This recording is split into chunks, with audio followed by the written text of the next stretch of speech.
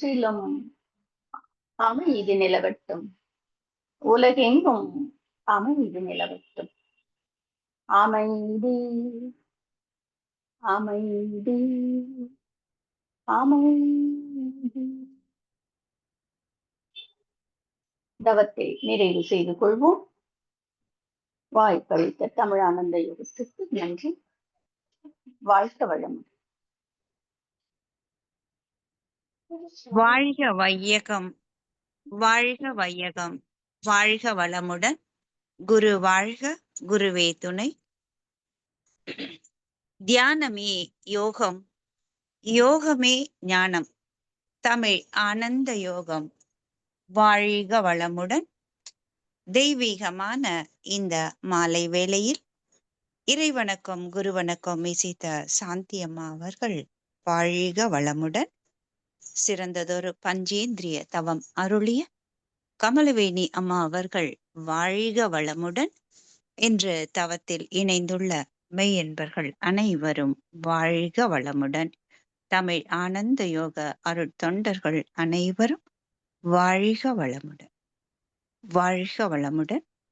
அடுத்த நிகழ்வாக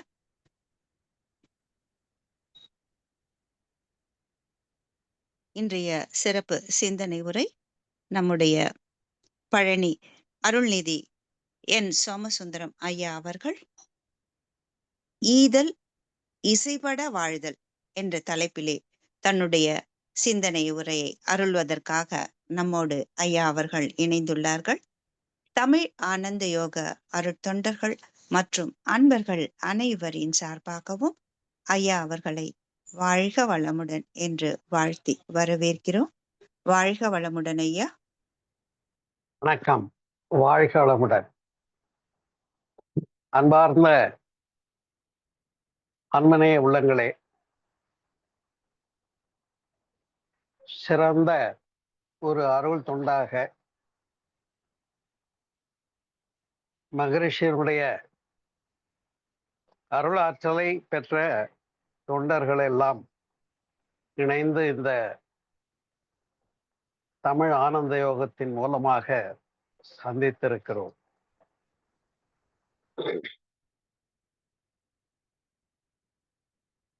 இங்கே இன்றைய தலைப்பாக ஈதல் இசைபட வாழ்தல் என்பதை சிந்திக்கிறோம். ஆம் அன்பு உள்ளங்களே, இந்த ஈகை என்ற சொல் எங்கே மகரிஷியின் மூலமாக வழங்கப்பட்டிருக்கிறது என்று சொன்னால், தவத்தின் முடிவிலே சொல்லுகின்ற பாடலிலே சொல்லுகிறோம். அகத்தாய்வு பயிற்சியிலே வாழ்க்கை தத்துவம் என்ற தலைப்பிலே சிந்திக்கிற போது அற நெறிகள் 3ஆக கொடுத்தார்கள். அங்கேயும் சிந்திக்கிறோம்.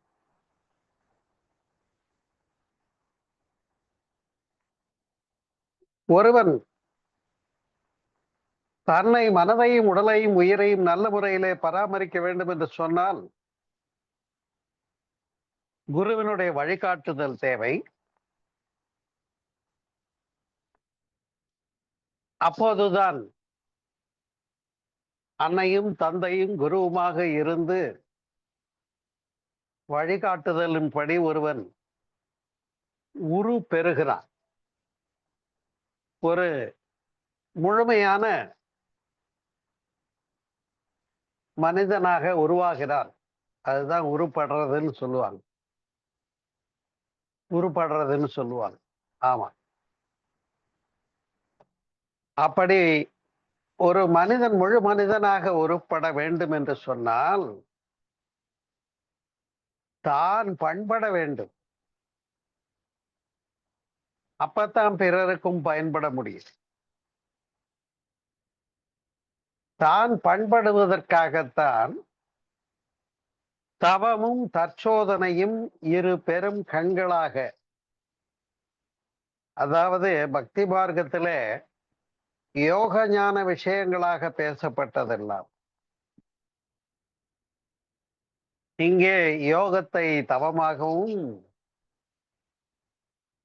ஞானத்தை தற்சோதனையாகவும் வழங்குகின்றார்கள். தற்சோதனை இல்லாத ஒரு வாழ்வியல் முறை பயனில்லை, குருடு போல. அதே போல தவம் அங்கே நடப்பதற்கு தேவையான கால்கள் போல. அப்ப தவம் எழுந்து நிற்க செய்யும், செல்ல வேண்டிய வழியை காட்டுவது கண்கள். அதுதான் தனிச்சிறப்பு. அப்படி சிறப்பான வகையில தவத்தினாலும் தற்சோதனையினாலும் நம்மை மேன்மைப்படுத்த மகரிஷி அவர்கள் கொடுத்த சிறப்பான மார்க்கத்திலே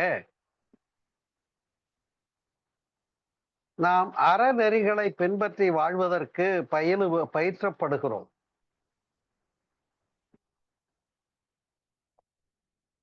எவ்வாறு ஒரு மனிதனிடத்திலே உயிர்கருணை மிளிர முடியும் என்று சொன்னால், தன்னை அறிகின்ற போது மாத்திரமே அங்கே அந்த உள்ளத்திலே உயிர்கருணை வர முடியும். இங்க முதல்ல இருக்கிறது யாருன்னு தெரியணும். இப்ப இங்க இருக்கிறது யாரு அப்படின்னு பார்க்கிற போது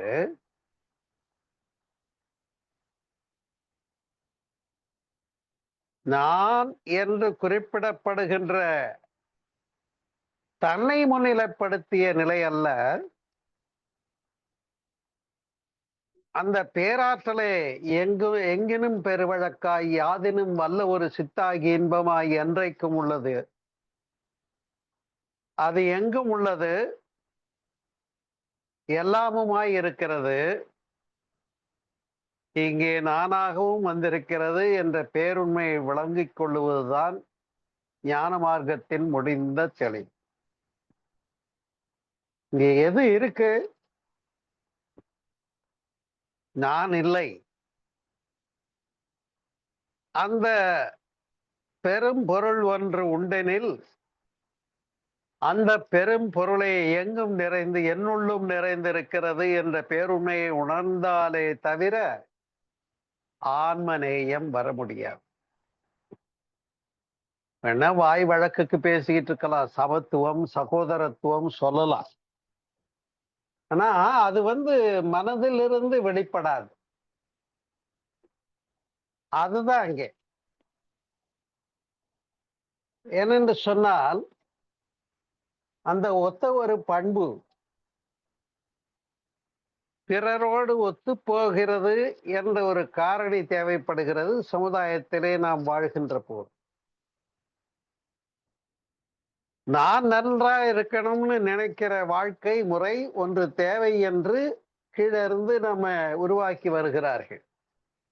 நீ நல்லா படிக்கணும், நல்ல மார்க் வாங்கணும், நல்ல வேலைக்கு போகணும், நல்லா சம்பாதிக்கணும், நீ சௌக்கியமா இருக்கணும். அப்ப நாமும் நம்முடைய குடும்பமும் நல்லா இருக்கணுங்கிறதுக்காக வாழற ஒரு வாழ்க்கை முறையை பயிற்றுவிக்கின்ற கூடமாக இருந்தாலும் அதே பள்ளிகளிலேயே பிறருக்கு உதவுதலையும் சொல்லிக் கொடுக்கிறார்கள் இல்லையா? ஆம், ஈகை அங்கும் வழங்கப்படுகிறது. இன்னும் சொல்ல போனால் இந்த ஈகை என்பது எப்ப வரும்னு சொன்னா, குடத்தை நீர் பிடிப்பதற்காக பைப்ல வச்சிருக்கிறோம். இந்த குடம் கால் பகுதி தண்ணி வந்திருக்கு, அரை பகுதி வந்திருக்கு, முக்கால் பகுதி வந்திருக்கு. தண்ணி என்ன ஆகும்? உள்ள வாங்கிக்கிட்டே இருக்கு. ஆனால் குடம் நிரம்பி போச்சுன்னு வைங்க, நிரம்பி விட்டால் வழிந்தே தீரும். உண்டா இல்லையா? இதுதானே நியதி. அப்ப அங்க ஒரு சேச்சுரேஷன் பாயிண்ட், அகமகிழ்ச்சி, தன்னிறைவு, அந்த நிலையை நோக்கிய பயணம்தான் ஆன்மீகம். அன்புள்ளங்களே, எவ்வளவு வேணும் ஒரு மனிதன் வாழ்வதற்கு? ஔவையார் சொன்ன வரிகளை இந்த நேரத்துல வலியுறுத்தி அடிக்கோடிட்டு உணர வேண்டும். உண்பது நாழி, உடுப்பது 4 முழம். என்ன வேணும் மீறி போனா? ஒரு 4 முழ வேட்டி, மேல ஓட்டுக்கு ஒரு துண்டு இல்ல சட்டை, இதுக்கு மேல வேற என்ன வேணும்? உண்ணக்கூடிய உணவின் அளவும் வயிறு செல்லும் மட்டும்தானே. எவ்வளவு பெரிய டின்னரா இருந்தாலும் வயிறு செல்லும் மட்டும்தான் உண்ண முடியும். நின்றால் காலளவு, கிடந்தால் உடல் அளவு. இந்த ஒரு தன்னிறைவு பெறுவதற்கு அறியாமல் என்ன பண்ணுகிற உலகத்துல பொருள் தேடி ஓட்டம் தொடங்கி ஓடினான்னு ஓடிட்டே இருக்கோம். 45 ஆச்சு, 50 ஆச்சு, திரும்பி பார்க்கறான், என்னையே அது ஓடிட்டே இருந்தேன், நான் என்ன பெருசா சாதிச்சுட்டேன், இது வரைக்கும் என் லைஃபே முதுமையை நோக்கி போயிடுச்சே அப்படின்னு யோசிக்க வேண்டியதாக இருக்கிறது. ஆம் அன்பு உள்ளங்களே, நான் முன் சொன்னது போல இங்க தன்னிறைவு என்பது நம்ம அகத்திலே வர வேண்டும், புறத்தை காட்டிலும். புறத்துல எவ்வளவு இருந்தாலும் அவ்வளவுதான் அனுபவிக்க முடியும்ன்றது புரிஞ்ச விஷயம், சந்தேகமே இல்லை. பொன்னும் பொருளும் நிறைய இருந்தாலும் பொன்னும் பொருளும் உண்பதற்கு ஆகாது. அதை கொடுத்து உணவு தான் உண்ண முடியும், அதை நேரடியா உண்ண முடியாது. அப்ப இங்கே அந்த சேச்சுரேஷன் பாயிண்ட், தன்னிறைவு வந்த பின்னே, அகமகிழ்ச்சி பெற்ற பின்னே, என்னுள்ளே இறைவனை கண்ட பின்னே ஒரு மகிழ்ச்சி வரும் பாருங்கள். அதைத்தான் ஈத்துவக்கும் இன்பம் என்று சொல்லுகிறோம். அதை கூட இன்னும் அழகா சொல்றார் வள்ளுவர். ஈத்துவக்கும் இன்பம் அறியார் என்கொலோ. என்னையா இது கூட தெரியாம இருக்கீங்களே அப்படிங்கிறார். அதுதான் ஈதல் இன்பம், ஈகை இன்பம் என்று சொல்லப்படுகிறது. கொடுக்கறதுல ஒரு மகிழ்ச்சி இருக்கு. உதாரணமாக அதை பெண்களை கேட்டு பாருங்க. வீட்டுல உணவு சமைப்பார்கள், பக்குவமாக சமைப்பார்கள், சிறப்பாக சமைப்பார்கள். அன்றைக்கு அந்த உணவு ருசிகரமாக அமைந்து விட்டது. சாப்பிட்ற குடும்ப உறுப்பினர்கள்லாம் நல்லா இருக்குன்னு இன்னும் கொஞ்சம் சாப்பிட்றாங்க. அப்ப தனக்கு வேண்டுமேன்னு கூட எண்ணி பாராமல் இந்தாங்க வச்சு சாப்பிடுங்கன்னு கொடுக்கிற மனசு இல்லையா அது தாயினுடைய மனது? அது போலத்தான் தனக்கு இல்லை என்றாலும் பிள்ளைகளும் ஒரு குடும்ப உறுப்பினர்களும் உண்பதை கண்டு மகிழ்கின்ற உள்ளம் பெண்களுடைய சிறந்த உள்ளம், ஒரு தாயினுடைய உள்ளம், ஒரு குடும்ப தலைவியினுடைய உள்ளம். அப்ப அந்த ஈத்துவக்கும் இன்பத்தை அறிந்தவர்கள் பெண்கள் தானே, வேறொன்றும் இல்லை. ஆகையினாலேதான் அறநெறிகளை பற்றி மகரிஷி அவர்கள் பேசுகிற போது ஒழுக்கம், கடமை, ஈகை என்று அங்கே சொன்னது சிறப்பு. வாழ்க்கை நடத்தும் போது என்ன வள்ளுவம் சொன்னது போல அரும் பொருள் இன்பம் என்றார். அதே அறநெறி வாழ்வு, ஒழுக்கம், கடமை கடந்து ஈகையோடு மலர்த்தினார் நம்முடைய மகரிஷி அவர். ஏன்னா ஒழுக்கம் விழுப்பம் தரலான், ஒழுக்கம் உயிரினும் ஓம்பப்படும் என்று வள்ளுவம் சொன்னது போல ஒழுக்கம் இல்லாத வாழ்க்கை மிருகங்களுடையது. பகுத்தறிவு வந்ததினாலே மனிதன் மாத்திரமே ஒழுக்கத்தை சிந்திக்கிறான். மகரிஷி அதற்கு வரையறை கொடுத்து விடுகிறார்கள். தனக்கோ பிறருக்கோ துன்பம் பயக்காத செயல். ஆம், தனக்கும் பிறருக்கும் தற்காலத்திற்கும் பிற்காலத்திற்கும் உடலுக்கும் மனதுக்கும் துன்பம் தராத செயல் எல்லாம் செய்யலாம். இந்த ஒரு சமயம் புரிதல எவ்வளவு ஈஸியா இருக்கு பாருங்க. எதை செய்யலாம், எதை செய்யக்கூடாதுன்றது. தனக்கும் பிறருக்கும் தற்காலத்திற்கும் பிற்காலத்திற்கும் எந்த ஒரு உயிருக்கும் உடலுக்கும் துன்பம் தராத செயல் எல்லாத்தையும் செஞ்சு கொண்டாங்க. இப்ப எந்த பஞ்சாங்கத்தையும் திரும்பி பார்க்க வேண்டாம். நாம இந்த ஒரு சமயம் போதும் கையில. அப்படிப்பட்ட வாழ்க்கையை நடத்துகிற போது கடமை அங்கே முன்னிருக்கிறது. ஏன்னா பெற்றவங்கிட்ட நம்ம வாங்கிட்டோம். நம்மை உருவாக்கினார்கள், வளர்த்தார்கள், தேவைகளை பூர்த்தி செய்தார்கள். இன்றைக்கு முழு மனிதனாக வந்து நிற்கிறோம். இப்ப நம்முடைய குடும்பம் என்று வருகிற போது நாம் பெற்ற பிள்ளைகளும் சேர்த்து அங்கே என்ன ஆயிடுது, குடும்ப கடமை என்று ஒன்று வருகிற போது கொஞ்சம் அசந்தா போல என்ன பண்ணிடுறாங்க, முனைப்பு நீங்காத மாந்தர்கள். இன்னும் வேணும், இன்னும் வேணும், இன்னும் வேணும்னு பொருள் தேடி ஓடுறதே வேலையாகி, நான் ஏன் வந்தேன், எனக்கு என்ன நன்மை, நான் எதுக்காக வாழறேன்னு சிந்திக்காமலே ஓடுற ஒரு காட்சியை நாம இன்னைக்கு இந்த உலகத்துல பார்க்கணும். மகரிஷி வர்றாங்க, நம்ம எல்லாம் தட்டி எழுப்புறாங்க. இங்க வாப்பான்னாங்க, போனேன். 82ல மன்றம் தொடங்கணும், 83ல என்ன அருள்நிதி ஆக்கிட்டாங்க. அதாவது அருள்நிதினா என்ன, ஆசிரியர். நீயும் குருதான், நீ தீட்சை கொடுன்னு சொன்னாங்க. நமக்கு என்னமோ அச்சம்தான். எனக்கு அந்த தகுதிகள்லாம் வந்துடுச்சா? சரி. அப்ப நம்மை பொறுப்பை கொடுத்து பொறுப்புடையவன் ஆக்கினது தான் மகரிஷியுடைய சிறப்பு. ஞானாசிரியர்களாக, அருளிதியர்களாக, மகரிஷியினுடைய சேனையினுடைய தொண்டர்களாக நம்மை எல்லாம் உருவாக்கினார் இல்லையா? அப்ப நம்முடைய சொந்த கடமையை மட்டும் பார்த்துக்கிட்டே இருந்தா சரியா இருக்குமா? அதனால்தான் ஒழுக்கம், கடமை, ஈகை என்று 3வது ஒன்றை கொடுத்து அதை பேச சொன்னார், புரிய சொன்னார், அறிய சொன்னார் மகரிஷி அவர்கள். தவத்து முடிவில் அதுக்காகவே பாடல் ஒன்றை வைத்து வாழும் நிலை உணர்ந்து கொடுத்துட்டாங்க. யாரு, என்ன, என்ன தொடர்பு புரிஞ்சாச்சு. இதுதான் வாழும் நிலை உணர்ந்து தொண்டாற்றி இன்பம் காண். முதல்ல நீ எதுக்கு வந்திருக்க, உன் வேலை என்னன்னு புரிஞ்சுக்கோ அப்படிங்கிறாங்க மகர்ஷி.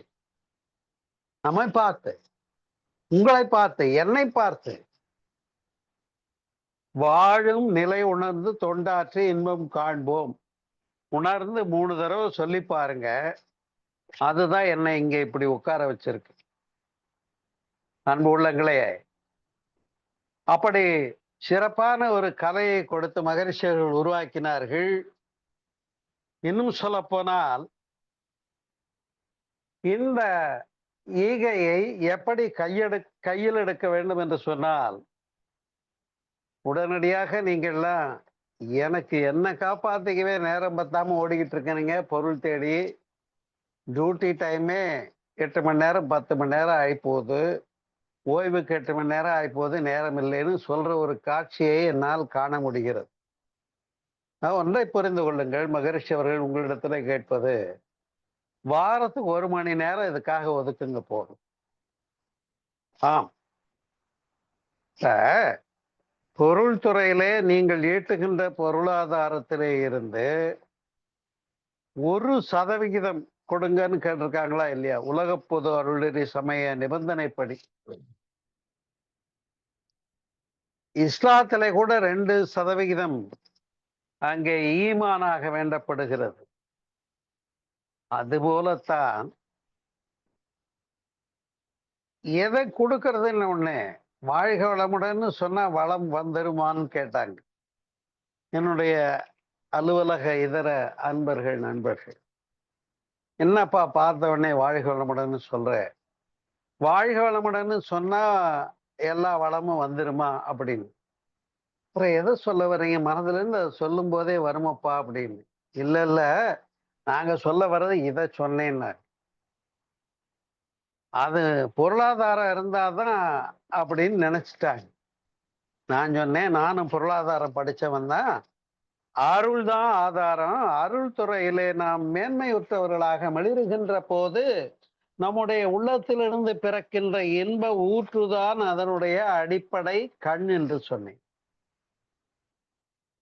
அப்ப வாரத்துக்கு 1 மணி நேரமாகிலும் நான் பிறருக்காக சேவை செய்ய தயார்னு சொல்றதுக்கு, அனௌன்ஸ்மெண்ட்டுக்கு ஒப்புதல் கையெழுத்து போட்டவங்க தான் ஞானாசிரியர்கள், அருளுதியர்கள். இந்த ஐயம் யாருக்கு வேண்டாம். நிச்சயமா செஞ்சே ஆகணும். அன்பர்களே,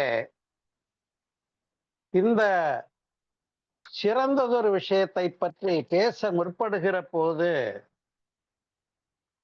ஆம், அதனை மிகச் சிறப்பான கவியாக குறிப்பிடப்படுகிறது கைவல்ய நவநீதத்திலே.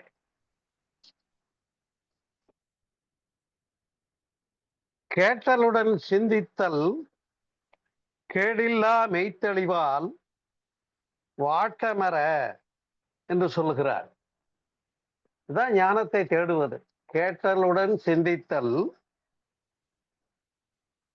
கேடில்லா மெய் ஞான தெளிவால் வாட்டமர, சோர்வில்லாமல் நாட்டமுற்று மெய்ஞான நிஷ்டையினை கூடினார்க்கு. ஞான நிஷ்டை. நிஷ்டைன்னா என்ன? தவம் செய்யறோம்ல, துரியாதத்துல போய் நின்றுடுவோம். நான் அங்க இருக்க மாட்டோம். அதுதான் நிஷ்டை கை கூடுதல்ன்றது. அப்ப மெய்ஞான நிஷ்டையினை கூடினார்க்கு அன்றோ பிறப்பு இறப்பு போம் என்று பேசப்படுகிறது கைவல்ய நவநீதத்துல. இப்ப பிறப்பு இறப்பு எங்க போனா இல்லாம போகுது? இதை நான் என்னுடைய நூலிலே இருக்கிறேன். பிறப்புக்கு முன்னும் இறப்புக்கு பின்னும் உயிரின் நிலை என்று கடந்த வாரத்திலே வெளியிட்ட நூல் இது. இந்த நூலிலே அவ்வாறு பிறவை தொடர் அறிவதை பற்றியும் மறுபிறவி இல்லை என்பதை பற்றியும் பேசியிருக்கிறேன். அதைத்தான் கைவல்ய நவநீதம் பேசுகிறது பாருங்கள். அப்படி இதையே வள்ளுவர் சொல்லுகிறார், ஈதல் இசைப்பட வாழ்தல். அதான் இசைவு பட வாழ்தல். இசைனா லயம் தரக்கூடியது, ஒத்து வரக்கூடியது. ஈதல் கொடுக்கறதுல என்ன இருக்குன்னா, அடாடா கேட்டு கொடுக்கறது இல்ல, அவங்களுக்கு இந்த கஷ்டம் இருக்கு, இந்த கஷ்டத்துக்கு என்ன சப்ஜெக்ட் என்ன டாபிக் அவங்க புரிஞ்சுக்கிட்டாங்கன்னா நல்லா இருக்குன்னு புரிஞ்சுட்டு கொடுக்கறது தாங்க ஈதல். இசைவுபட வாழ்தல். அதான் இன்னைக்கு தலைப்பு. ஈதல் இசைப்பட வாழ்தல் அது வல்லது ஊதியம் இல்லை உயிர்க்கு. உங்களுடைய உடம்பு இருக்கு பாருங்க, உயிர் இருக்கு பாருங்க, இது சிறப்பா இருக்கணும்னா பொருள் வேணும்னு நினைச்சு ஓடிக்கிட்டே இருக்கீங்களே, இது உங்களுடைய அறியாமை அல்லவா என்று கேட்கிறார். அப்ப நாம புரிஞ்சுக்கிறோம். அங்கேதான் சிறப்பான நமக்கு ஒரு தெளிவான விஷயத்தை ஔவையாரும் பேசுறாங்க. இந்த ஈகையை பற்றி சொல்லுகிற போது அதை அவங்க வேற விதமா சொல்றாங்க பாருங்க. நாமெல்லாம் வழக்குல சொல்றோம் உயர் ஜாதி தாழ்ந்த ஜாதி இல்லையா, என் மதம் உன் மதம், இல்ல எல்லாம் சம்மதம்னு சொல்றதுதான் மகரிஷி. அப்ப அதை சொல்றாங்க ஔவையார், ஜாதி இரண்டொழியே வேறில்லை. என்னப்பா ஜாதியே இல்லைன்னு நம்ம பேசலான்னு பார்த்தா ஜாதி இரண்டொழியே வேறு இல்லைங்கிறாங்க ஔவையாரு. ஜாதி இரண்டொழிய வேறில்லை சாற்றுங்கால் நீதி வழுவா நெறிமுறையின் மேதினியில் எது இட்டார் பெரியோர். கொடுக்கிறவங்க உயர்ந்தவங்க, இடாதார் இழிகுலத்தோர். இப்ப புரியுதா எது மேல் ஜாதி எது கீழ் ஜாதின்னு? அப்ப ஔவையார் இங்க 2 ஜாதி இருக்குன்னு ஒத்துக்கிறாங்க. நாம ஜாதி இல்லாத சமுதாயம் படைப்போம்னு தேடுறோம், பேசுறோம், பேசிட்டு இருக்கோம். இதையும் புரிஞ்சுக்கணும். இப்ப நாம மேல் ஜாதி ஆகிறதுக்கு என்ன வழி? விட்டார் பெரியோர், கொடுத்தவங்க உயர்ந்தவங்க. கொடுங்க, டொனேஷன் கொடுங்க, எதையாவது கொடுங்கன்னு உடனே ஒரு சிலருக்கு ஒரு பயம் வர்றதை பாக்குறோம். என்னப்பா கொடுக்க சொல்ற, எனக்கே பத்தலையோன்னு ஓடிக்கிட்டு இருக்கேன், பத்தலையோன்னு ஓடிக்கிட்டு இருக்கேன். எப்ப நிறைவு வரும்னே தெரியல, எவ்வளவு வந்தாலும் பத்தல. ஆனா நீங்க என்ன சொல்றீங்க, கொடுக்க சொல்றீங்க. என்ன இந்த இடத்துலதான் ஒரு முக்கியமான விஷயத்தை புரிந்து கொள்ள வேண்டும் அன்பு உள்ளங்களே. நாம் நம்ம இடத்துல இருந்து பொருளாதாரம் கொடுப்போம். எவ்வளவு கொடுத்துக்கிட்டு இருந்தாலும் வாங்கிட்டு போயிட்டே இருப்பாங்க, கூட்டம் வந்துகிட்டே இருக்குமா இல்லையா? எக்கச்சக்கமா கூட்டம் சேர்ந்துடும். அன்னதானம் கொடுப்போம். பழனி கோயில்ல காலையில தொடங்கி இரவு 10 மணி வரைக்கும் 8 to 10 அன்னதானம் உண்டு. போயிட்டே இருக்கு, கொடுத்துக்கிட்டே இருக்கோம். நாம் அது மாதிரி கொடுக்கிறோம். அங்க என்ன ஆயிடும், அரிசி மூட்டை இருப்பு குறைஞ்சிரும். ஆடை தானம் கொடுப்போம். ஒரு முறை ஆடை தானம் உண்டுன்னு அனௌன்ஸ் பண்ணாங்க, கூட்டம் முண்டி அடிச்சு போச்சு. இந்த இடம் பத்தல, ஸ்டாம்பேட் ஆகி போய் இறந்து போனாங்க. இப்ப தர்மம் செய்ய போய் எவ்வளவு பாவத்தை சம்பாதிச்சுக்கிட்டாங்க பாருங்க. அதுபோல இங்கே அது பொருள் தானமாக இருக்கட்டும், உணவு அன்னதானமாக இருக்கட்டும், ஆடை தானமாக இருக்கட்டும், பூதானமாக இருக்கட்டும், அல்லது கோதானமாக இருக்கட்டும், எத்தனையோ தான வகைகள் உண்டு. ஆனால் இது போல நாம் கொடுக்க ஆரம்பிச்சா நம்ம கிட்ட இருக்கிற பொருள் எல்லாம் என்ன ஆகும்னா செலவாயிடும், குறையத்தானே செய்யும். இது அக்ஷய பாத்திரமா வச்சிருக்கிறோம். ஆனால் அந்த அக்ஷய பாத்திரம் ஒன்று உண்டு, எங்க இருக்குன்னா இங்க இருக்கு. அததான் மகரிஷி சொல்றாங்க, ஏட்டினிலே கை எண்ணமோ கண்டாகாரம் எழுத்து தானே வரும்னு. அதைத்தான் நான் படிச்சுக்கிட்டேன். 82ல மன்ன தொடங்கும் போது எனக்கு ஒன்றும் பேசுற திறமை இல்லை இல்லையா? இன்னைக்கு 22 தாண்டி 25 வந்தாச்சு. ஆனா கொடுத்துக்கிட்டே இருக்க முடியுது, நீங்களும் வாங்கி கொண்டே இருக்க முடியுது அப்படின்னு சொன்னா,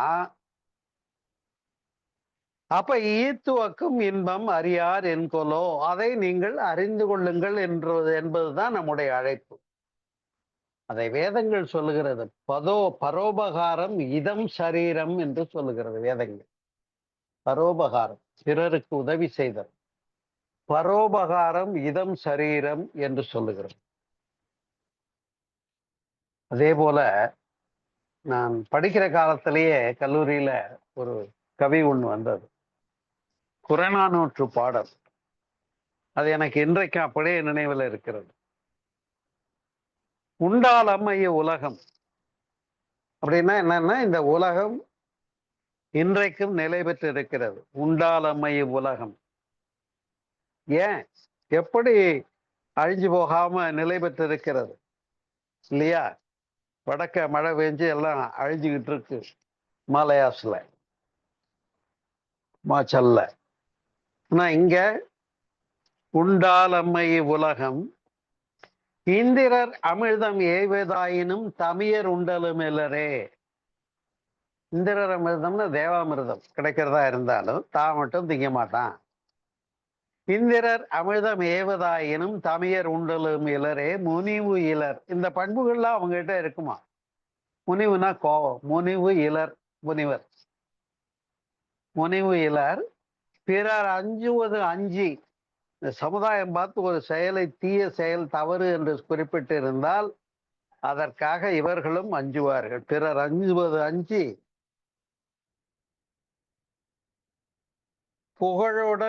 புகழனின் உயிருடன் உலகுடன் கொள்ளினும் கொள்ளலர். உனக்கு புகழ் கிடைக்கும், இந்த உலகத்தையே அதுக்கு விலையா கொடுக்குறேன் அப்படின்னு சொன்னாலும் இந்த உலகத்தையே வாங்கிட்டு அங்கே இவங்க கொடுக்கிற வேலைய அல்ல. பழியனின் உலகுடன் கொள்ளினும் கொள்ளலர். அன்னமாட்சி அணையராகி தமக்கென முயலா நோன்றாள் என்று சொல்லுகிறது. இந்த வரிதான் இங்க முக்கியம். தமக்கென முயலா நோன்றாள். தமக்காக வாழ்றவங்களை குறிப்பிடவில்லை இங்க. பிறர்க்கென வாழுனர் உள்ளபடியினாலே உண்டாலம் மை உலகம் என்று புறநானூற்று பாடல் பேசும். அன்புள்ளங்களே, இதைதானே மகரிஷி அவர்கள் உலகம் தழுவிய மகரிஷியாக வெளிப்பட்டார்கள். நமக்கெல்லாம் உண்டா இல்லையே? மறுக்க முடியாது. சரி, அப்ப இந்த பேருண்மையை நாம் புரிந்து கொள்ள வேண்டும் என்று சொன்னால், நீங்க கேக்குறீங்க, நான் எப்படி ஞானத்துல நான் நிரம்பி விட்டேனா என்று. நான் அடிக்கடி சொல்லிக் கொண்டிருக்கிறேன், ஞான நிறைவு என்பது யதார்த்தமா நம் உள்ளத்திலேயே உள்ள நிலைதான் அதுன்றதை என்னுடைய சகஜானந்தம் நூல் மூலமாக விளக்கி இருக்கிறேன். ஆதாரபூர்வமா பேசியிருக்கேன். அத்துணை பெரியவங்களையும் சேர்த்து வச்சு பேசியிருக்கேன். எனவே மகிழ்ச்சி, நிறைவு, பரிபூரணத்தன்மை என்பது ஒன்றும் தேடி அடைய வேண்டியதில்லை, கஷ்டப்பட வேண்டியதில்லை. ஆனா நான் கொடுக்கறதுக்கு எனக்கு வரலையே அப்படின்னு சிலர் நினைக்கிறது. உங்களை மாதிரி எனக்கு பேச வரலையேன்னு கூட சொல்லுவாங்க. என்கிட்ட சில பேர் சொல்றது, உங்களை மாதிரி கண்டினியூஸா என்னால பேச முடியல, நீங்க எப்படிங்க ஏன் அப்படி எல்லாம் பேசுறீங்க?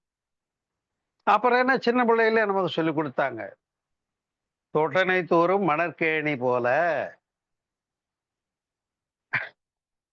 இறக்கிற கிணறு தான் சுரக்கும்னு சொன்னாங்கல்ல. தொட்டனை தூரும் மணற்கேணி மாந்தர்க்கு கற்றனை தூரும் அறிவு, கற்க கற்க அறிவு பெருகும். இதையேதான் நவில் தோறும் நூல் நயம் போலும் நாங்க. புரியுதா? பகவத்கீதைய படிச்சுட்டு வச்சுடுறது இல்லை. அது திரும்ப திரும்ப படிக்க படிக்க படிக்க அதுல இருந்து புதிதாக நமக்கு ஊற்றெடுக்கும் கருத்துக்கள். பைபிளும் அது போலதான், குரானும் அது போலதான். அதைதான் சொன்னாங்க, நவில் தோறும் நூல் நயம் போல் என்று சொன்னார்கள். அப்ப எங்க நிக்கணுமோ அங்க நின்று நீங்க செய்ய வேண்டியது செய்ய ஆரம்பிச்சீங்கன்னா அது எப்படி பெருகும் தெரியுமா? சித்திரமும் கைப்பழக்கம், செந்தமிழும் நாப்பழக்கம், வைத்ததொரு கல்வி மனப்பழக்கம். இல்லையா? அத பாட பாட ராகம், மூட மூட ரோகம். நான் எனக்கெல்லாம் பேச வராதுங்க நிறுத்திட்டீங்கன்னா நீங்க நல்லதொரு ஞானாசிரியராக மிளிர முடியாது. முதல்ல தன்னிறைவு வேண்டும், அகமகிழ்ச்சி வேண்டும். நம்மளும் அந்த பரிபூரணானந்தத்தை அனுபவித்த ஒரு சேச்சுரேஷன் பாயிண்ட் தாண்டினாதான் இப்ப நான் பேசுறதெல்லாம் ஈதல் இசைப்பட வாழ்தல். அது ஒண்ணு புரிஞ்சுக்கோங்க. இல்லாம கொடுக்க சொல்லி சொன்னா யாரும் கொடுக்க மாட்டீங்க, கொடுக்க முடியாது. மகரிஷி நம்ம எல்லாம் அருளிதையாக்கி நீயும் சேவை பண்ணு, நீயும் தீட்சை கொடுன்னு சொன்னாரே, வேற எங்க மடத்துக்கோ ஆதீனத்துக்கோ போய் சேர்ந்து பாருங்களேன். அந்த மட தம்பிரான், ஆதீன தம்பிரான் அங்க அவர் இருப்பாரு. அவர் இருக்கிற வரைக்கும் அவர் கொடுக்கறது தான் தீட்சை. அதான் நிலை. வேற யாரும் தீட்சை கொடுக்க முடியாது. தெரியுமா தெரியாதா? ஆனா மகரிஷி நீங்களும் வாங்க, ஞானாசிரியராங்க, அருளிதையாங்க, தீட்சை கொடுங்கன்னாரே, நம்ம எல்லாம் பார்த்து சிறப்பு தானே. அப்ப இவ்வாறு ஈகை பெருகிற போது அந்த பெருக்கம் எப்படி இருக்கும் என்று சொன்னால், அந்த கொடுக்கறதுல ஒரு மகிழ்ச்சி இருக்குன்னு சொன்னேன் இல்லையா? அதை உணர்ந்ததுனாலதான் இந்த கடையெழு வள்ளல்கள்னு கேள்விப்பட்டிருப்பீங்க. பேகன் இங்க ஆய்க்குடிதான், பழுது பக்கத்துல இந்த மலைப்பகுதி. மயிலுக்கு போர்வை இந்த பேகன், முல்லைக்கு தேர் கொடுத்த பாரி, இப்படின்னு வரிசையா சொல்லிட்டே வர்றோம். என்னைய ஒரு முல்லை கொடி ஏறணும்னா 4 கொழுகொம்பு கொச்சி குச்சியை நட்டு ஏத்தி விட்டா முல்லை கொடி ஏறிட்டு போகுது, அதுக்கு போய் தேரையே கொண்டு போய் நிறுத்தணுமான்னு என்னைக்காவது நினைச்சிருக்கீங்களா? மயில் என்ன போர்வையை போத்திக்கிட்டா போய் தூங்க போகுது, அதுக்கு போய் போர்வை இந்த பேகன்னு சொல்லி பாராட்டுறமேன்னு இங்கதான் ஒரு சிறப்பு இருக்கு. கொடுக்கன்னு ஆரம்பிச்சுட்டா அந்த மகிழ்ச்சியை உணர்ந்து செய்ய ஆரம்பிச்சுட்டா செஞ்சுக்கிட்டே இருப்போம், நிறுத்த முடியாதுங்க. அதுக்கு அர்த்தமெல்லாம் தேவையில்லை. அதுக்கு ஒரு வார்த்தையை கொடுத்துருக்காங்க பெரியவங்க, இதை குறிச்சு வச்சுக்கோங்க. கொடைமடம் என்று பெயர். புரியுதுங்களா? இப்ப நான் உதாரணம் 2 சொன்னேன் பாருங்க. தேவையாப்பா ஒரு கொம்பு நட்டுட்டு போறதை விட்டுட்டு தன்னுடைய தேரையே கொண்டு போய் நிறுத்தி முல்லை கொடியை ஏத்தி விட்டானே, அதை அறிவின்மை என்று நாம் எண்ணக்கூடும். ஆனால் இது கொடைமடம் என்ற தலைப்பிலே அடங்கும். அதுதான் சிறப்பு. அப்ப கொடுக்கறதுல அளவில்லாம கொடுக்கறது, கொடுக்க கொடுக்க மகிழ்ச்சி வரும். அப்ப அதைதான் தொட்டனை தூரும் அறிவு, கற்றனை தூரும் மணற்கேணி மாந்தர்க்கு என்று சொன்னார்கள். இதுக்கு இன்னொரு சின்ன உதாரணம் சொல்லவா? சீர்காழி தெரியும் இல்லையா? அங்க ஒரு பையன் நின்று அழுதுகிட்டு இருக்கான், பால் குடிக்கணும்னு அழுகிறேன். அதான் சொல்றாங்க. நீங்க ஞானசம்பந்தர் பால் குடிச்ச கதையை தெரிஞ்சிருப்பீங்க. இதெல்லாம் நான் சொல்லி நேரத்தை வீணாக்க விரும்பல. பாலுக்கு பாலகன் வேண்டி எழுதிட பார்க்கடல் இந்த பிரான் என்று பாடுகிறார்கள். பாலுக்கு பாலகன் வேண்டி எழுதிட எவ்வளவு பால் வேணும்? ஒரு குழந்தை குடிக்க ஒரு 1/2 டம்ளர் 1 டம்ளர் பால் இருந்தா போதும். பாலுக்கு பாலகன் வேண்டி எழுதிட பார்க்கடல் இந்த பிரான் என்று பாடுகின்றார்கள் என்று சொன்னால் அது கொடைமடம் தானே, வேற ஒன்றும் இல்லை. ரசிக்கணும் இதையெல்லாம் நீங்க. அப்படி இங்க அததான் பேசுறார் வள்ளுவர். அறிவினால் ஆகாதது உண்டோ? அறிவினால் ஆகாதது ஒன்று உண்டோ? எப்ப? பிரிதின் நோய் தன்னோய் போல் போற்றா கடை. இங்கதாங்க ஜீவகாருண்யத்தை கொடுக்கிறார் வள்ளுவர். பிரிதின் நோய் தன்னோய் போல் போற்றா கடை. அடுத்தவங்களுடைய துன்பத்தை பார்த்து அந்த துன்பத்துக்கு ரெமெடி நம்ம கிட்ட இருக்கு. அவன் கவலைப்பட்டுக்கிட்டு இருக்கான், இங்க கவலை ஒழித்தல் சப்ஜெக்ட் கொடுத்துருக்காங்களா இல்லையா? நீங்க ஞானாசிரியர் தானே, நீங்க ஏன் இப்ப வாயை மூடிக்கிட்டு இருக்கீங்க? கவலை ஒழித்தல்னு ஒருத்தர் கதறிட்டு போயிருக்காரு. இதை நீங்க சொல்லி நீங்க புரிஞ்சுட்டீங்க. நான் கவலையற்று இருக்க முடிகிறது, நிறைவா இருக்கேன், நான் மெய்ஞானாசிரியர் எல்லாம் சொல்லிக்கிறீங்க. ஆனா நீங்க அந்த தத்துவத்தை கொடுக்குறீங்களா? மகரிஷி சொன்னத சினம் தவிர்த்தல். கோபத்துல பண்ணிட்டான், கொண்டு போய் ஜெயில வச்சுட்டாங்க. கோபத்துல பண்ணிட்டான், உணர்ச்சி வசப்பட்டான், ஜெயில வச்சுட்டாங்க. ஆனா அவனுக்கு எது தேவை? சினம் தவிர்த்தல் தேவை, கவலை ஒழித்தல் தேவை, ஆசை சீரமைத்தல் தேவை, நான்யார் விசாரணை தேவை, எல்லா உயிரிலும் பிரம்மன்ற பிரபஞ்ச பரிணாம ரகசியம் தேவை, அறநெறிகள் தேவை, அதன் முடிவுல ஈகையும் தேவை. அந்த ஈகையை தான் இன்னைக்கு பேசிக்கிட்டு இருக்கோம். அன்பர்களே, அதை மனதார பாடுகின்றார்கள். எல்லா உயிர்களும் இன்புற்றிருக்க நினைப்பதுவே அல்லாமல் வேறொன்றறியேன் பராபரமே என்று பாடினார்கள் இல்லையா? எல்லா உயிர்களும் இன்புற்றிருக்க நினைப்பதுவே அல்லாமல், எல்லாரும் நல்லா இருக்கணும்னு நினைக்கிற நினைப்பு என்னைக்கு ஒருவர் மனதுல வருதோ அப்ப அவங்க சிறப்புடையவர்கள். அதுதான் வருதா உங்களுக்கு? வந்து ஆகணும். வந்திருந்தாதான் நீங்க நிரம்பிட்டீங்கன்னு அர்த்தம். நீங்க நிரம்பிட்டீங்க, அருளாலும் அறிவாலும் ஞானத்தாலும் நிரம்பிட்டீங்க, சேச்சுரேஷன் வந்தாச்சுன்னா நீங்க கொடுக்க ஆரம்பிச்சிருப்பீங்களே. என்ன கொடுக்குறீங்க? ஒரு கஷ்டப்படுறவனும் கூப்பிட்டு வச்சு என்னையா ஒரு மூச்சு பயிற்சி பண்ணியா? எல்லாத்துக்கும் பதில் இருக்கு. உடற்பயிற்சி சொல்லிக் கொடுங்க, ஆசை சிரமத்தில் சொல்லிக் கொடுங்க, சிரமம் தவிர்த்தல், குடும்ப அமைதி கொடுங்க. எந்த டாபிக் மகரிஷி கொடுக்கறது? சிவகாந்த பெருக்கம் தேவையில்லையா? சொல்லுங்க பார்ப்போம். அப்ப யாராருக்கெல்லாம் உடலாலும் மனதாலும் பாதிக்கப்பட்டவர்களோ அவங்களுக்கெல்லாம் உதவுன்னு வள்ளலார் சொன்னது. உயிர் கருணைன்றா பசிக்கு இல்லாதவனுக்கு சோறு போடுன்னு சொல்லி முடிக்கல சார் வள்ளலாரு. ஞான சபை நிறுவி இன்னைக்கும் அடுப்பெரிது சோறு போட்டுக்கிட்டு இருக்காங்க. ஆனா உணவு மட்டும் கொடுத்துட்டா போதுமாங்கிறதா ஏன் கேள்வி. உணவு கொடுத்தா அடுத்த வேளை பசிக்கு போது வந்து சாப்பிட போறான். அப்போ உழைக்கிற பாவம் போயிட போது, அன்னதானம் போயிட்டே இருக்கு. இவன் சாப்பிட்டு சாப்பிட்டு அடுத்த வேளை வந்து சாப்பிட்டுக்கிட்டு இருக்கான். அப்ப இந்த பெருநெருப்பு அணைக்கப்பட்டதா? இது அணைக்க முடியாத பெருநெருப்பு, பசிங்கிற தீ. ஆனால் வள்ளலார் அதை மட்டும் சொல்லவில்லை. அதோடு உயிர் நலம் காக்க சொன்னார், மனநலம் பேண சொன்னார். அதையே மகரிஷியும் சொன்னார்கள் நம்மிடத்துல. சிறப்பான ஒரு உயர்ந்த ஒரு ஞான நெறியாக என்று சொன்னால், இந்த கொடுக்கிறதுல ஒரு மகிழ்ச்சி என்பதுதான் இன்னைக்கு தலைப்பு. அத நாவுக்கரசரும் பேசுகிறார்.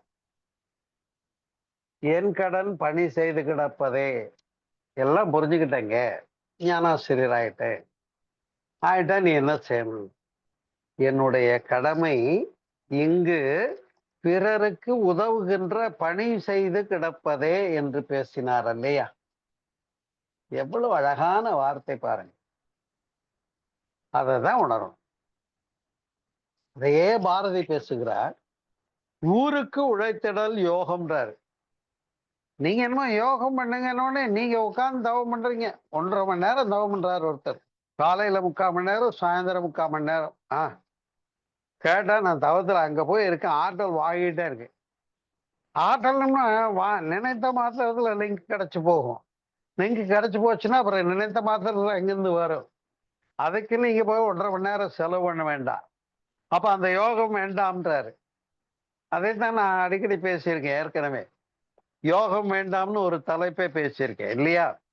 அதுதான் பாரதி சொல்றார், ஊருக்கு உழைத்திடல் யோகம் என்று சொல்லுகிறார். இன்னொன்னு தெரியுமா உங்களுக்கு? மணிமேகலையில ஒரு அழகான காட்சி ஒண்ணு வரும். என்ன அப்படின்னு கேட்டீங்கன்னா,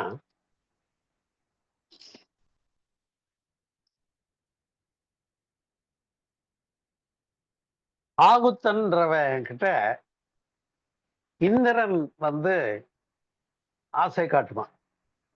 நீ எங்க தேவலோகத்துக்கு வந்துரு, தேவலோகத்துல பிறவி இறப்பு இல்லை, தேவலோகத்துல வயசாகாது, தேவலோகத்துல பசி எடுக்காது, தேவலோகத்துல அமிர்தம் கிடைக்கும், தேவலோகத்துல ரம்பையும் திலோத்திமையும் ஊர்வசியும் மகிழ்வித்து கொண்டிருப்பார்கள் அப்படின்லாம் சொல்லி நீ அங்க தேவலோகத்துக்கு வந்துருன்னு ஆகுத்தன் என்றவனிடத்திலே இந்திரன் அழைக்கிறார்.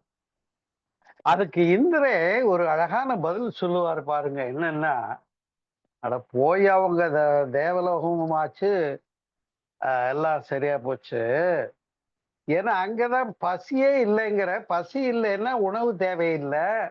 அப்போ ஒருத்தனுக்கும் உணவும் தேவையில்லை, பசியும் எடுக்காதுன்னு சொன்னா, அங்க போய் ஒருத்தனுக்கு சாப்பாடு போட்டு அவன் சந்தோஷப்படுற மகிழ்ச்சி அனுபவிக்கிற அந்த இன்பம் அங்க இல்லையா? அப்ப அதனால நான் தேவலோகத்துக்கு வரலேன்னு சொல்றான் ஆகுத்தம்.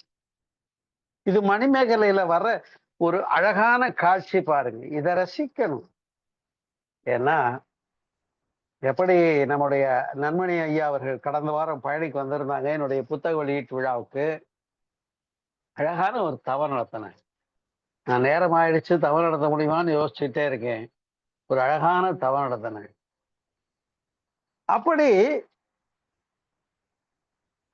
அதை உணர்ந்த பெருமக்கள் எல்லாம் அந்த பெருமையை, சிறப்பை பிறருக்கு வழங்குகின்ற பேருண்மையை கையில எடுக்கிற போது நாம் சான்றோர் ஆகிறோம். அப்படிப்பட்ட சான்றோர்கள் என்ன செய்வார்கள் என்பதை பற்றியும் சிந்திக்க வேண்டும் அன்பர்களே. அதைதான் ஒரு கவியிலே சொல்லப்படுகிறது. நடமாடும் கோயில் பகவர்க்கு ஒன்று ஈன், படமாடும் கோவில் பகவர்க்கு அவர்க்காமே என்று. இப்ப நடமாடும் கோயில்களாக இருக்கக்கூடிய மனித குலத்திற்கு, உயிர்களுக்கு ஒன்றை கொடுத்து விட்டால் அது அந்த இறைவனுக்கு கொடுக்கப்பட்டதுதான் என்று அடித்து பேசப்படுகின்ற வரிகளை சிந்திக்கின்ற போது, இப்ப இறைவனுக்கு என்னமோ அங்க கோயில்ல போய் பண்றோம்னு ஏகப்பட்டது பண்ணிக்கிட்டு இருக்கோம். அவர் தங்கத்தேர் கேட்டாரா? பொற்காவடி கேட்டாரா? இல்ல உண்டியல்ல தான் இவ்வளவு கொண்டாந்து போட்டாதான் உனக்கு செய்வேன்னு ஏதாவது உங்ககிட்ட பார்கெயின் பண்ணாரா? நாம தான் பிள்ளையார்கிட்ட போய் நேற்றுக்கு பார்கெயின் பண்ணிருக்கோம். என்னன்னு? பாலும் தெளிதேனும் பாகும் பருப்பும், பாலும் தெளிதேனும் பாகும் பருப்பும் இவை நாளும் கலந்து உனக்கு நான் தருவேன். போய் கேட்டீங்கல்ல நேற்றுக்கு. யாருகிட்ட? விநாயகர்கிட்ட. பாலும் தெளிதேனும் பாகும் பருப்பும் இவை நாளும் கலந்துனக்கு நான் தருவேன். விநாயகா, நான் 4 கொடுக்குறேன், நீ எனக்கு 3 மட்டும் கொடு. நீ எனக்கு சங்கத்தமிழ் 3ம் தா. இப்ப இது பார்கெயினா இல்லையா? ஆமா, வியாபாரத்தை பண்ணிட்டு இருக்கோம். சாமிகிட்ட போய் என்ன பண்றோம்? எனக்கு இன்னது வேணும், நீ கொடு, நான் உனக்கு இன்னது செய்யறேன்னு வேண்டிக்கிற மாதிரி பரிகாரம். தப்பு. இப்ப அதைத்தான் எல்லா பெரியவர்களும் வலியுறுத்தி நம்மளை கடைசியா ஒரு இடத்த சுட்டி காட்டிட்டு போயிருக்காங்க. அதை இந்த உரையினுடைய இறுதியில சொல்லி நிறைவு செய்ய விரும்புகிறேன். இப்ப நீங்கள் எல்லோருமே அறிவின் மிக்கவர்கள், அருளிதியர்கள், ஞானாசிரியர்கள், இறை உணர்வு பெற்றவர்கள், துயாதீதம் பெற்றவர்கள். அதுக்கு மேல ஒரு நிலை உண்டா? பிரம்மஞானம். துயாதீதம் உணர்வால் பெறுவது, பிரம்மஞானம் அறிவால் தெளிவது. இப்ப எல்லாம் பிரம்மம் என்னும் உண்மை இறை வைக்கவேன்னு உணர்ந்தாச்சு. இப்படி உணர்ந்தவங்க எப்படி இருப்பாங்கன்னு ஒரு கேள்வியை போட்டு அதுக்கு ஒரு 4-5 சான்றுகளை முன் வச்சுட்டு முடிச்சுக்கிறேன். அன்பர்களே, மகரிஷி அவர்கள் உலகம் தழுவிய சிந்தனையாளர்கள் முதலே பார்த்துட்டோம். எப்படி கீழே கையெழுத்து போடும்போது உலக குடிமகன் அப்படின்னு போடுறார். என்னன்னு போடுறாரு? உலக குடிமகன் போடுறார். உலக சமாதானத்துக்கு திட்டம் கொடுத்திருக்காரு. அப்ப ஒரு உலகம் தழுவிய சிந்தனையாளர், ரைட்டு. ஆனால் கம்பராமாயணத்தை தொடங்குகின்ற கம்பரும் கூட உலகம் யாவையும் தாமுளவாக்கலும் என்றுதானே தொடங்கினார். உலகம் யாவையும் தாமுளவாக்கலும் கம்பராமாயணம். அதையே முருகாற்றுப்படை பாடிய நக்கீரரும் பேசுகிறார். அந்த முதல் வார்த்தை தொடங்கும் போதே உலகம் உவப்ப என்று தொடங்குகிறார். இந்த உலகம் உவப்பதற்காக, மகிழ்ச்சி அடைவதற்காக என்று தொடங்குகிறார். அதையே பெரிய புராணத்தை தொடங்குகிற போது சேக்கிழாரும் கூட உலகெல்லாம் உணர்ந்து ஓதற்கரியவன். அப்ப அந்த இந்த எல்லாத்துலேயும் சேக்கிழாரு, முருகாற்றுப்படை கம்பர் இல்லையா, மகரிஷி, திருவள்ளுவர் எல்லாருமே உலகம் என்ற சொல்லை முன்வைத்துத்தான் தொடங்கினாங்கன்ற சிறப்பு இங்கே. அப்போ உலகம் யாவையும் தாமுளவாக்கலும் என்று சொன்ன சொல்லாக இருக்கட்டும், உலகம் உவப்ப என்று தொடங்கியதாக இருக்கட்டும், உலகெல்லாம் உணர்ந்து ஓதற்கரியவன் நிலவுலாவு நேர்மலி வேணியன் என்று தொடங்கினதாக இருக்கட்டும், அதையே வள்ளுவரும் கூட அகர முதல எழுத்தெல்லாம் ஆதி பகவன் முதற்றே உலகு என்று உலகம் என்றுதானே தொடங்குது. எதுக்காக சொல்றேன்? உனக்காக வாழ்கிற போது நீ தாழ்ந்தவனானாய்னு முதல்லயே ஔவையார் சொன்னதை இங்க கொட்டேட் பண்ணிடுற. இட்டார் பெரியோர். அப்ப நீ கொடுத்தா உயர்ந்தவன். சார், எனக்கே பத்தலையே. இந்த பொருள் நிறைவை பற்றி நான் பேசவே இல்லை. அறிவு நிறைவு வந்ததா இல்லையா? எனக்கு அறிவு நிறைவு இல்லை, அறிவு பத்தாதுன்னு ஒத்துக்கு டிக்ளேர் பண்ணிடுங்க. நான் உங்ககிட்ட பேசவே இல்லை. உங்களுக்கு எனக்கு பேச்சே கிடையாது. உங்களுக்குள்ளே மெய்ஞான அறிவு நிறைவு பெற்றது மகர்ஷியை குருவாக பெற்றதுனால, அப்ப அந்த அறிவு நிறைவின் காரணத்தினாலே நீங்க என்ன பண்றீங்க? நான் பெற்ற இன்பம் பெருகை வையகம் என்று பிறருக்கும் வாரி வழங்க தொடங்குகிற போது அங்கே வளரும். அப்ப கொடுக்க கொடுக்க வளரும். கற்றனை தூரும் மணற்கேணி மாந்தர்க்கு தொட்டனை தூரும் அறிவு. சித்திரவும் கைப்பழக்கம், செந்தமிழும் நாப்பழக்கம், வைத்ததொரு கல்வி மனப்பழக்கம். அப்ப நீங்க கொடுக்க ஆரம்பிச்சீங்கன்னா அருள் ஊற்று அங்கிருந்து வரும். எங்கிருந்து பேசலாம். பேசுறது நீங்க இல்ல. பேசிட்டு நான் தான் பேசினேன் காலரை தூக்கி விடுற வேலையே கிடையாது. எனக்கு தெரியாதுங்க, சபைக்கு என்ன வேணுமோ பேசிட்டேன், கொடுத்துட்டேன், அவ்வளவுதான். அதுபோலத்தான் நண்பர்களே, அருமையான ஒரு நூலை இந்த நாம் மரணத்தை சந்திக்கிற போது மரணம் என்பது என்ன என்று விளக்கி இருக்கிறேன். மரணம் நிகழ்கிற போது என்ன நடக்கிறது என்பதை விளக்கி இருக்கிறேன். மரணத்துக்கு பின்னே என்ன என்பதை பேசியிருக்கிறேன். பிறப்புக்கு முன்னும் இறப்புக்கு பின்னும் என்னுடைய நூல். ஒரு புத்தகம் 90 ரூபாய் மட்டும்தான். அனுப்புகை செலவு உட்பட எத்தனை பேருக்கு என்ன புத்தகம் வேணுமோ சொல்லுங்க. அப்படியே அந்த கூகுள் பே மூலமா ஒரு 90 ஒரு 50 அனுப்பிச்சு விட்டுருங்க. உங்களுக்கு புத்தகம் அனுப்பலாம். பெற்று பயன்பெறுங்கள் என்று இந்த நேரத்தில் மகிழ்ச்சியோடு தெரிவித்து, அந்த நூல் வெளியீட்டு விழா இப்பொழுதுதான் நிறைவு பெற்றிருக்கிறது. புத்தகம் கை நிறைய இருக்கு. ஐயா அவர்களும் வந்திருந்தார்கள். விழா சிறப்பாக இருந்தது. அருமையான ஒரு ஆல்பமும் போட்டு வச்சிருக்கேன். உங்களுக்கும் ஆல்பம் எல்லாம் வாட்ஸ்அப்ல போட்டு விட்டேன். அதனால இந்த இனிய மகிழ்ச்சியான நிறைவான உள்ளத்தோடு நம்முடைய கடமை ஈதல், அதுதான் இசைபட வாழ்தல், பெருமைக்குரியது. அதுதான் தோன்றில் புகழோடு தோன்றுக என்று கூறி, அப்படிப்பட்ட சிறப்புடைய வாழ்க்கையை வாழ்வதற்கு நமக்கெல்லாம் கடமை இருக்கிறது காட்டி கொடுத்தவர் மகரிஷி. நான் மகரிஷியுடைய தொண்டன், ஒரு அருள்நிதி சேவகன் என்று சொன்னால், நீங்கள் அங்கே குரு என்ற கர்வத்தை விடுத்து நான் சேவகன் என்று அதனை தொடங்குகிற போது, இன்னும் பல பல காலங்கள் இந்த மகரிஷியினுடைய கருத்துக்களையும் கொடைகளையும் நீங்கள் பேசிக்கொண்டே இருக்கலாம், கொடுத்து கொண்டே இருக்கலாம், மகிழ்ச்சி அடைந்து கொண்டே இருக்கலாம். அந்த மகிழ்ச்சிக்கு அளவில்லாதது என்று கூறி, அந்த மகிழ்ச்சி உங்களுக்கு தேவை என்றால் கொடுத்து மகிழ்ச்சியை பெறுங்கள் என்று கூறி நிறைவு செய்கிறேன். நீங்களும் உங்கள் அன்பு குடும்பம் எல்லா வளங்களும் பெற்று சிறப்பாக வாழ இறைநிலை இணைப்பில் மனம் வைத்து மனதார வாழ்த்துகின்றேன். வாழ்க வளமுடன், வாழ்க வளமுடன், வாழ்க வளமுடன். நன்றி, வணக்கம். மிக்க நன்றி ஐயா. வாழ்க வளமுடன். தியானமே யோகம், யோகமே ஞானம், தமிழ் ஆனந்த யோகம். வாழ்க வளமுடன். ஈதல் இசைப்பட வாழ்தல் எனும் சிந்தனை உரையை நமக்கு அருளிய ஐயா அவர்களை அனைவரும் துரிய நிலையில் இருந்து வாழ்த்துவோம். அருள்நிதி பழனி என் சோமசுந்தரம் ஐயா அவர்கள் வாழ்க வளமுடன். அவர்களின் அன்பு குடும்பம் வாழ்க வளமுடன்.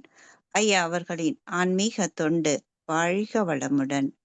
ஐயா அவர்களும் அவர்களின் அன்பு குடும்பமும் உடல் நலம், நீலாயுள், நிறை செல்வம், உயர் புகழ், மெய் ஞானம் ஓங்கி வாழ்க வளமுடன், வாழ்க வளமுடன், வாழ்க வளமுடன். இந்த இணைப்பிலே இணைந்து இந்த கருத்தினை செவியிற்று நீங்களும் உங்கள் அன்பு குடும்பமும் வாழ்க வளமுடன், வாழ்க வளமுடன், வாழ்க வளமுடன். நன்றி ஐயா, மிக்க நன்றி. மிக சிறந்ததொரு சிந்தனை உரை. ஈதல் இசைப்பட வாழ்தல், அந்த தலைப்பே ஒரு மகிழ்ச்சி தரக்கூடிய ஒரு தலைப்பு ஐயா. அந்த ஈகை என்னாலே அது என்னவோ ஒரு மகிழ்ச்சி. நீங்க சொன்னீங்க இல்லையா, மயிலுக்கு போர்வை இந்த பேகன் அண்ட் இவர் நம்ம முல்லைக்கு தேர் இந்த பாரி, அந்த வார்த்தைய அது மறக்கவே முடியாத ஒரு நமக்குள்ள கலந்து விட்ட ஒரு பெயராக நான் பாரியை அடிக்கடி நினைப்பேன். நீங்க சொன்ன மாதிரி முல்லைக்கு போர் தேர் இருந்தாரா அப்படின்னு. அது அடர்ந்த காடு. அந்த காட்டிலே அவருக்கு ஒரு மகாராஜா, அவர் அதை கொடுத்து விட்டு நடந்து வரும்போது அவருக்குள்ள ஒரு தெம்பு வரும் பாருங்க. அதுதான் நீங்க சொன்னது, அந்த மகிழ்ச்சி, கொடுத்தலில் இன்பம். அதே மாதிரி ஒவ்வொரு குடும்பத்திலும் ஒரு அன்னை. இப்ப நான் எங்க பாட்டியெல்லாம் இன்னும் கூட நினைக்கும் போது, அவங்க ஒரு வட்டுல சாதம் போட்டு குழம்பு காய் எல்லாத்தையும் ஒன்னா போட்டு அவங்க கையில பிசைஞ்சு எங்க கையில கொடுக்கும்போது இருக்கக்கூடிய ஒரு இன்பம் இருக்கு பாருங்க. நம்ம சாப்பிடக்கூடிய அளவே அது தனியா இருக்கும், அளவு மாறிடும். அவ்வளவு ஒரு அன்பு இருக்கும். நிச்சயமாக அந்த அன்பு இப்போ இந்த ஜெனரேஷனுக்கு விட்டு போச்சுங்கய்யா. அது ஏன்தான் அப்படி, அந்த ஈத்துவக்கும் இன்பம் என்பது அரிதாகி விட்டது இந்த காலத்திலே. எனவே நம்ம அந்த அன்னைக்கு ஈடாக நினைப்பது, இப்போ ஒரு எந்த அன்னையாவது கிடைப்பாங்களா? நம்ம தேடி கண்டுபிடிக்க வேண்டியதா இருக்கு. இப்பவும் குடுக்குறாங்க அன்னையர் தன்னுடைய குழந்தைக்காக. ஆனா அதுல வந்து ஒரு ஹாட் வேகம் இருக்கு. பாக்ஸ்ல இருக்கு. ஹாட் ஆமா, பாக்ஸ்ல இருக்கு. ஆமா. ஹாட் பாக்ஸ்ல இருக்கு. நீங்க வந்து ஒரு வேகம் இருக்கும். அன்பு குறைந்து தான் போயிருக்கிறதுங்கய்யா. அதுவும் ரொம்ப ஒரு ஸ்ட்ரெஸ்ல தான் எந்த ஒரு குழந்தைக்குமே குடுக்குறாங்க. ஒரு அன்னை தன்னுடைய பிறந்த குழந்தைக்கு பால் கொடுக்கறது கூட ஒரு அன்போடும், கருணையோடும் கொடுத்தா அந்த குழந்தை எவ்வளவு ஆரோக்கியமா இருக்குன்னு நம்ம நெறைய பார்த்திருக்கோம். ஐயா ம். நெறைய சொல்லியிருக்கீங்க. புறநானூற்று பாடலும், அந்த பரோபகாரம் இதம் சரீரம். அந்த பிறருக்கு உதவி செய்தல்ன்றதுல உள்ளுக்குள்ள ஒரு பூரிப்பு வருவது அவங்கவங்க அனுபவிச்சாதாங்க தெரியும். ஆ. நிச்சயமாக அந்த அன்பு உங்களில் பொங்கி நிறைந்துள்ளது. அதே மாரி நமக்கு மகரிஷி குடுத்திருக்காங்க. நம்ம அருள்நிதியர் ஆகிவிட்டோம், ஞானாசிரியர் ஆகிவிட்டோம், பிரம்ம ஞானம் முடித்து விட்டோம். ஆனாலும் இந்த சமுதாயத்திற்கு நாம் ஏதாவது செய்தோமா என்று ஒரு கேள்வியை வச்சிருக்கீங்க. அடிக்கடி நீங்க சொல்லுவீங்க. அதே மாரி இந்த ஞான பீடத்திலேயே நிறைய குருமார்கள் என்ன சொல்லுவாங்க? ஒரு குரு இருந்தா அடுத்து சிஷ்யன் பணிவிடை செய்து கொண்டே தான் இருக்கணும். நிறைய இப்ப கூட ரீசெண்டா ஒரு சில அந்த சிஷ்ய பரம்பரைகளை பார்த்தேன். அவங்களுக்கு முன்னாடி கை கட்டி சேவகம் செய்து ஏதோ ஒரு கூனி குறுகி தான் நிக்கிறாங்க ஒவ்வொரு சிஷ்யருமே. இதெல்லாம் வந்து ஏதோ ஒரு அந்த ஒரு உயிருக்கு அவனும் நல்ல ஒரு ஞானத்தை பெற்றுள்ளவன் தான். அந்த உயிரை ஒரு வித்தியாசமா பார்க்கக்கூடிய ஒரு சூழல் வந்தது. ஆனால் நம்முடைய குரு மகான், நீங்கள் எல்லோரும் குருதான், நீங்களும் குருவாகலாம் என்று கொடுத்து விட்டு போன ஒரு அற்புத சிந்து நமக்கு அந்த பொக்கிஷம் நம்மையும் குருவாக்கி ஒரு ஸ்தானத்துல உட்கார வச்சிருக்கிறார். யார் தருவார் இந்த அரியாசனம்னு? அந்த அரியாசனத்தை நீங்கள் நிச்சயமாக உங்களுக்கான தொண்டை செய்து, கடமையை செய்து சிறப்பாக வாழ்வோம்.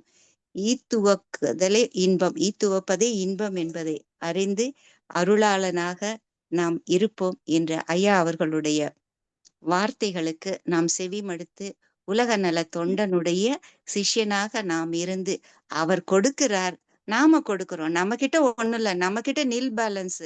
ஆனா அங்க நீங்க கையேந்தி நின்னால் நிச்சயமாக அனைத்து உங்களுக்கு சித்தியாகும் என்பதை மிக அற்புதமாக பெரிய புராணத்தையும் முருகாற்றுப்படையையும் கம்பரையும் நமக்கு உதாரணத்துக்கு காட்டி அவை சொல்லியிருக்காங்க அந்த காலத்துல, அதையும் சொன்னீங்க.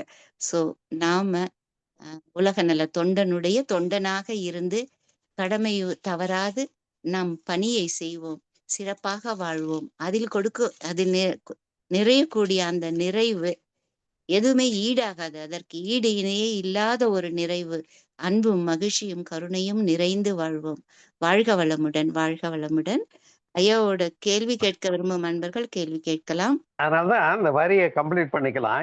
ஈத்துவக்கும் இன்பம் அறியார் என்கொலோ, அதுக்குதான் இன்னைக்கு அறிவித்து பேசியிருக்கேன்.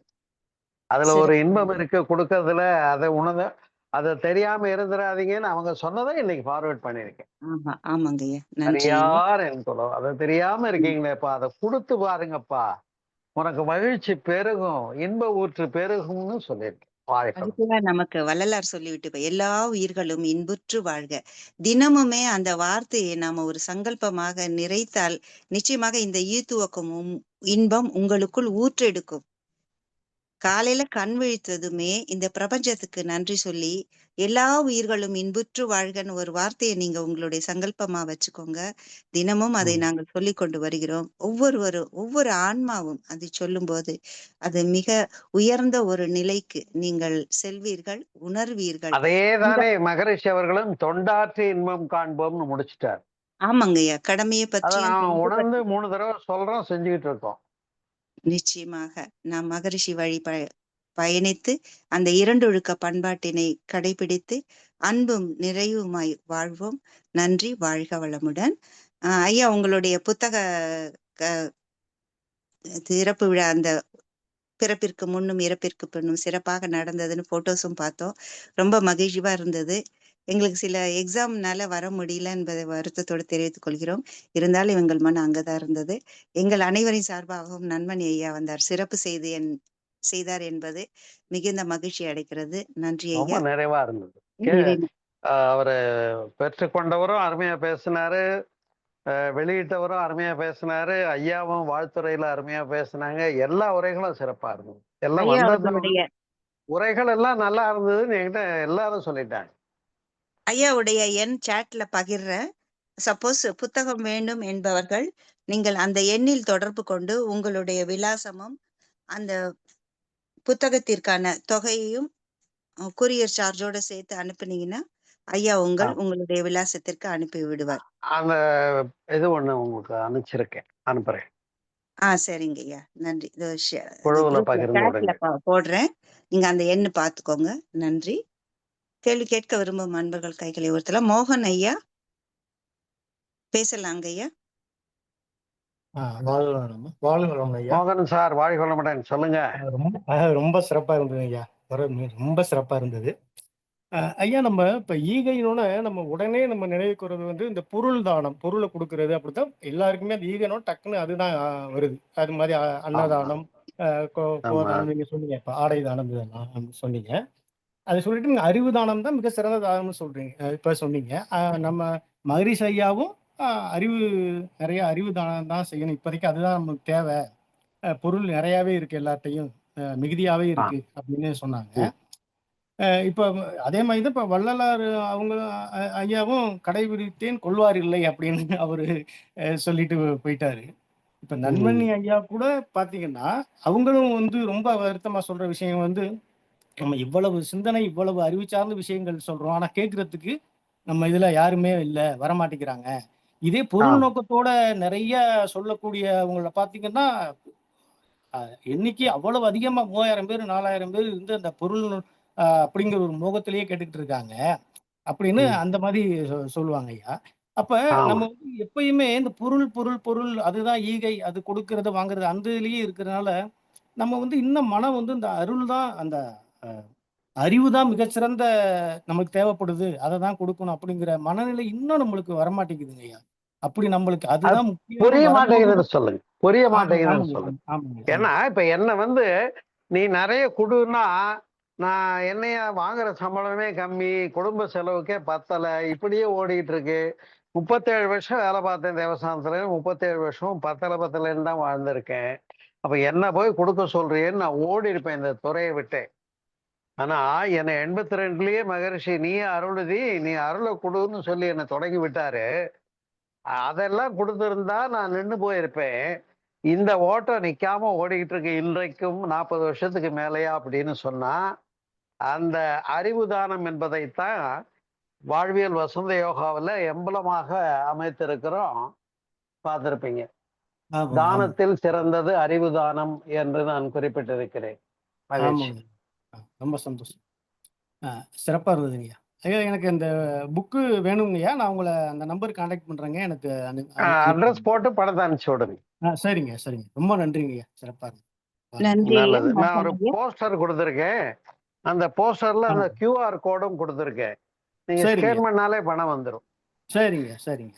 எத்தனை புக் வேணுமோ அனுப்புங்க, அதுக்குரிய அனுப்புகை செலவு உட்பட. சரிங்க சரிங்க, நன்றிங்க. நன்றி நன்றி. வாழ்க வளமுடன்.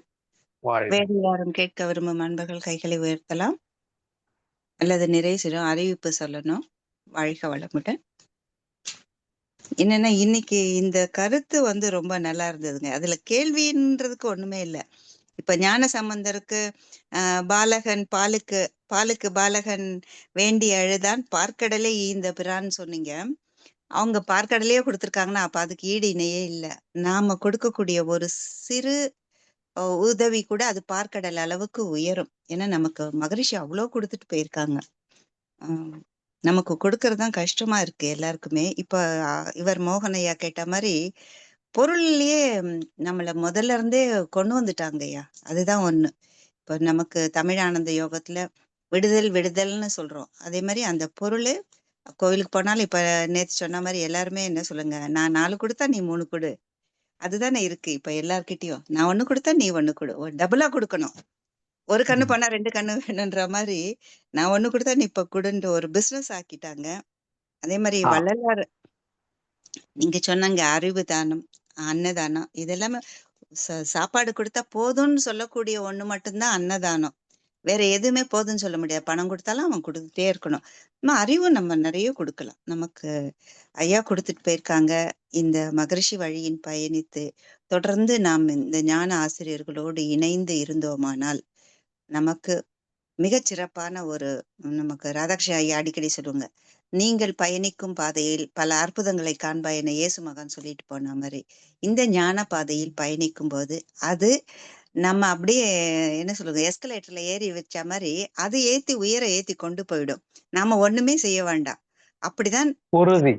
நிச்சயமாக தமிழ் ஆனந்தோகத்திலே இருக்கக்கூடிய அன்பர்களுக்கு எங்களுக்கு நன்மணி ஐயா சொல்லி, நீங்களும் ராதாகிருஷ்ண ஐயாவும் எல்லாருமே சொல்லி கொடுத்துருக்கீங்க.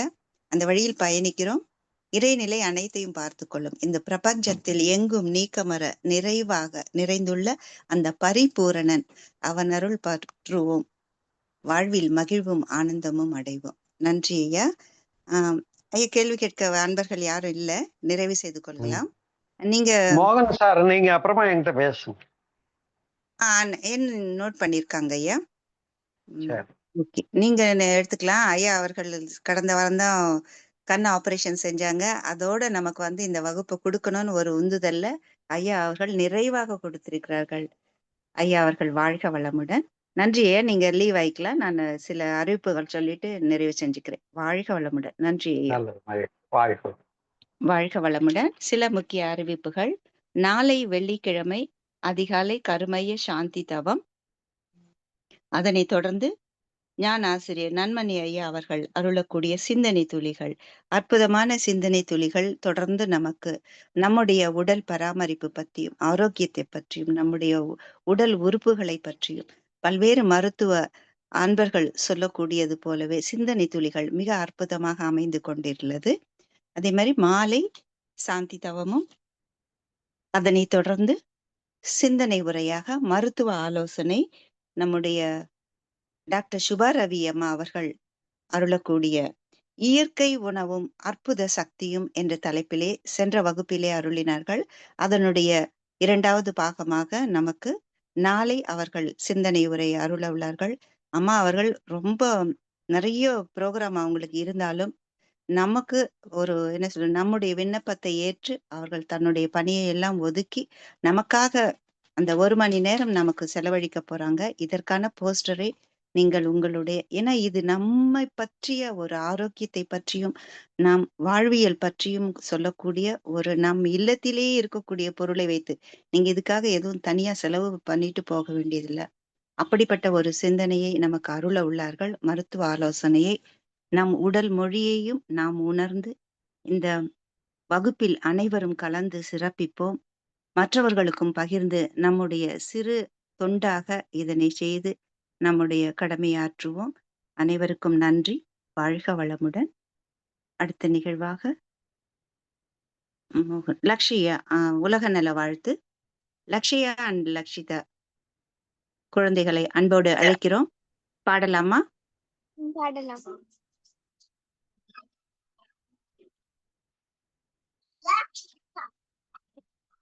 உலகமெல்லாம் பருவமழை ஒத்தபடி பெய்யட்டும், உழவரெல்லாம் தானியத்தை உவப்புடனே கட்டும், பல தொழில்கள் புரிகின்ற பாட்டாளி உயரட்டும், பகுத்துணர்வில் தொகுத்துணர்வு பண்பாட்டை உயர்த்தட்டும், கலகங்கள் போட்டி பகை கடந்து ஆட்சி நடக்கட்டும், கல்லாமை கடன் வறுமை கலங்கங்கள் மறையட்டும், நலவாழ்வை அளிக்கும் ஞான ஒளி வீசட்டும், நம் கடமை அறவாழ்வின் நாட்டத்தே சிறகட்டும், நம் கடமை அறவாழ்வின் நாட்டத்தே சிறகட்டும், நம் கடமை அறவாழ்வின் நாட்டத்தே சிறகட்டும், நம் கடமை அறவாழ்வின் நாட்டத்தே சிறகட்டும், வாழ்க வையகம் வாழ்க வளமுடன், வாழ்க வையகம், வாழ்க வளமுடன். நன்றி. நன்றிடா செல்லம். ரொம்ப அற்புதமா இருந்ததுடா செல்லக்குட்டி. உலக நல வாழ்த்தி செய்த லக்ஷிதா குழந்தை செல்வங்கள் வாழ்க வளமுடன். இன்னும் சிறப்பா பாடுமா. ரொம்ப அழகா இருந்ததுடா. முதல்ல பாடினதுக்கும் இப்ப பாடினதுக்கும் நல்ல தெளிவா இருக்கு. மகிழ்ச்சி. தொடர்ந்து வந்து குரூப்ல இணைஞ்சுக்கோடா. எக்ஸாம்லாம் முடிஞ்சிச்சு இல்ல, இப்ப தொடர்ந்து வரலாம். காலையில கூட வரலாம் நீ. நன்றி. வாழ்க வளமுடன்.